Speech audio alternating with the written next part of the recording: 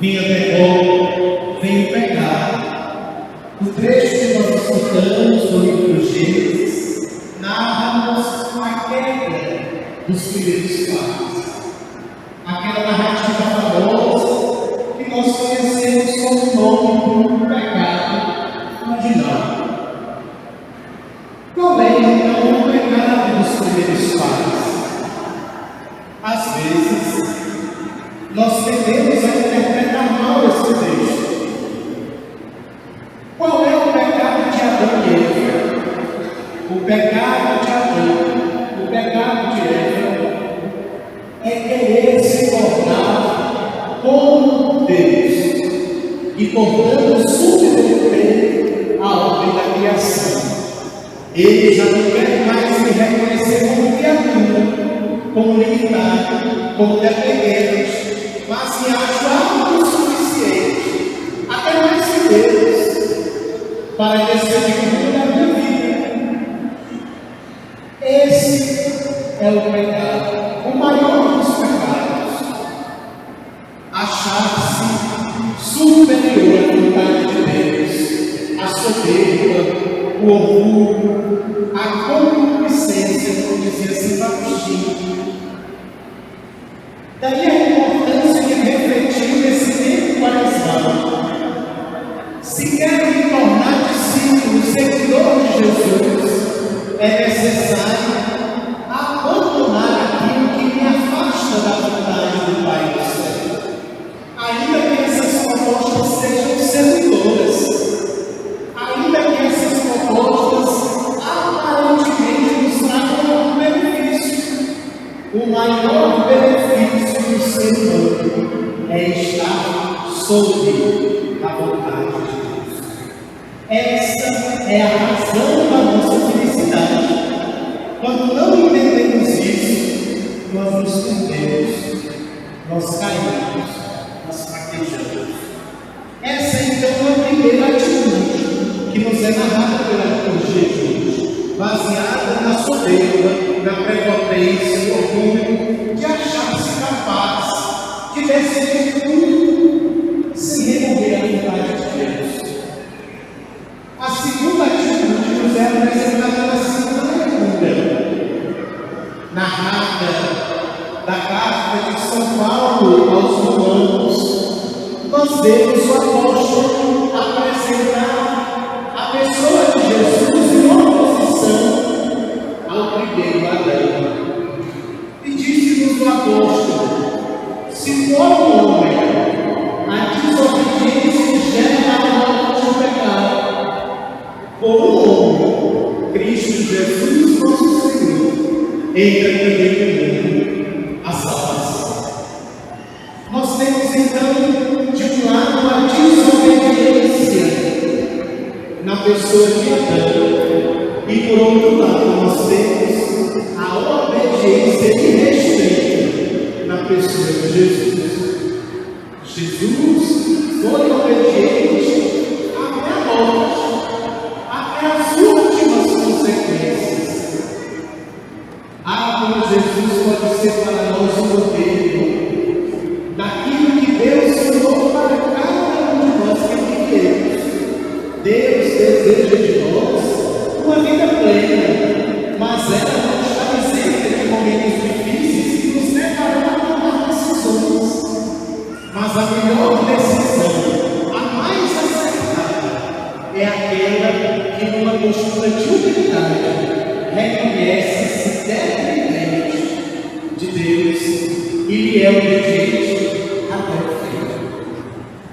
Essa é a postura que nós devemos cultivar no nosso coração, se queremos viver de fato esse tempo da quaresma como um tempo de conversão. Esse tempo nos propõe isso: olhar para dentro de si, investigar quais são os vestígios de morte que há dentro do nosso coração, quais são os vestígios marcados pela soberba, pelo orgulho, pela autossuficiência, e que precisam ser revelados de nós, para que a obediência assuma este lugar. É assim que nós manifestamos concretamente que queremos ser homens e mulheres novos, que vivem agora não por causa de si mesmos, mas por causa de Cristo. É a proposta da promessa. Qual de nós está inclinado a assumir essa proposta como sua? A liturgia de hoje nos coloca, portanto, diante de uma decisão que cada um de nós tem. Mas não se esqueça, essa decisão não será fácil. Não se esqueça que essa decisão comportará alguns momentos desafiadores, em que você será tentado a agir contra a vontade de Deus, para se auto-beneficiar. Disse-nos o Evangelho que nem nosso Senhor esteve presente nas tentações. O pessoal da boa vizinhança, graças a Deus, não tem tentações, não é verdade? Todos nós temos, não é, pessoal? Todos nós, em algum momento da vida, precisaremos tomar decisões nos nossos negócios, no nosso trabalho, na nossa família, nas nossas relações com os irmãos. Nós precisaremos tomar algumas decisões. E às vezes as circunstâncias tentarão nos demover do propósito de estar sob a vontade do Pai. Disse-nos o Evangelho que o Satanás, o diabo, tentou Jesus no deserto.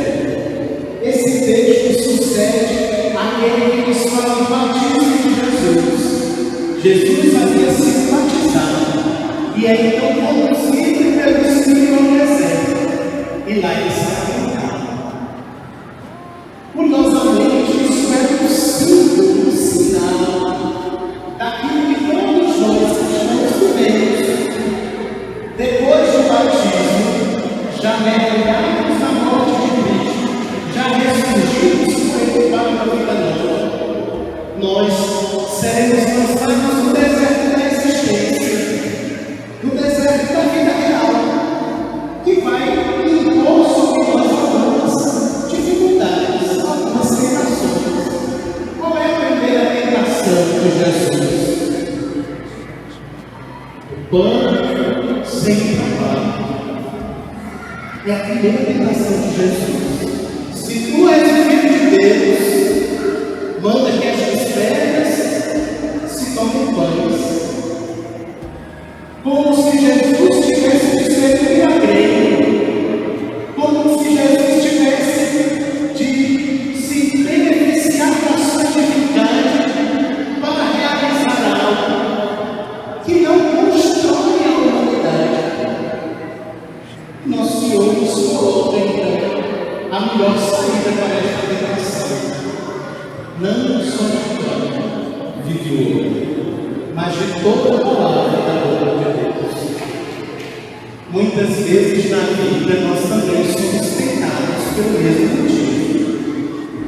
Querer se dar bem em negócios injustos, ilícitos.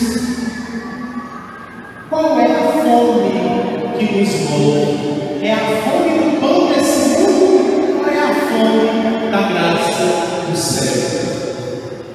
Por isso Jesus nos ensina, o mais importante é estar sedento e faminto da vontade do Pai. Segunda tentação, disse-nos o Evangelho. O Satanás é esperto e ele conhece a palavra de Deus.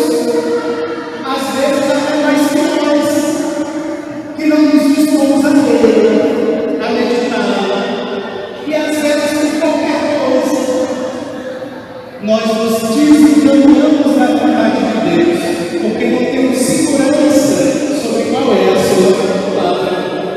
E Satanás diz, não está escrito que disse-nos o Evangelho. Se você se lançar daqui abaixo, Deus vai dar uma ordem para os seus anjos